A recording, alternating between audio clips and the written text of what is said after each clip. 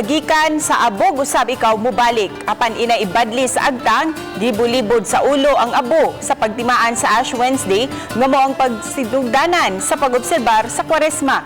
Gitumong kini aron malikayan ang body contact nga usa sa gitan-aw nga pamaagi sa pagtakod sa virus sama sa COVID-19. Unsa ka high reaction sa mga tawo niini? Ani ang report. Sa Cebu Metropolitan Cathedral, gianunsyo daan sa pare ang kausaban sa patakaran. Tuod man sa ulo gibulibod ang abo nga gikan sa sinunog nga lukay. Obviously, usa sa mga auto na obserbahan nga ang mga manimbahay gikan sulod sa simbahan wa nay nakabadlis nga abo sa ilahang agtang. Kininunod usab sa pagpatuman sa simbahan sa kausaban nga inay ibadlis ang cross sa agtang ila kining gibulibod sa alimpudhan o sa ulo. Kining naasoy nga practice sa simbahan mo kuni ang gigamit.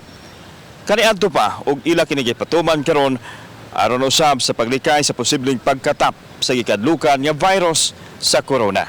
Suma ni Father Stephen Anuri nga ang pagbulibod sa abo sa ulo mao gyud ang naandan nga practice sa simbahan bisan dito sa Vatican nga nagpakita sa kamahinulsonon sa mga tao. Diha sa paghatag nato sa mga gipanlanginan nga mga abo, pinaagi na og pagbulibod o sprinkling sa crown sa atong ulo, no?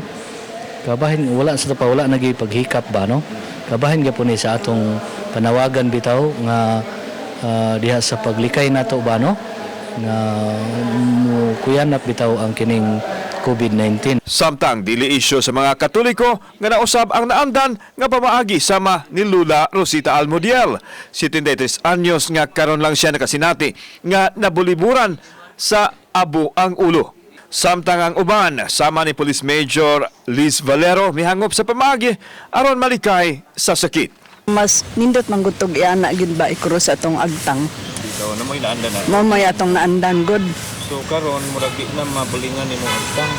Dili na ari na sa sa buhok na. Just follow lang kung ano yung naibigay ng action ng ang ating simbahan ng Katoliko po. Wamtay mo so okay ra. Kasi nga nimo. Rafi Bilyones sa Tayod Konsolasyon. May pahinumdam ang pare sa obligasyon sa mga Katoliko kalabot sa pagpuasa o pag-abstinensya matag Biyernes isip penitensya. Ang gyud requirement gyud sa pagpuasa o ang fasting gikan sa edad nga 18 ngadto sa 60 mag-fasting. So pa biyan sa 60 wala na fasting, no? 18 to 16 naman. Unya ang sa abstinence nang abstain from eating meat ba, no?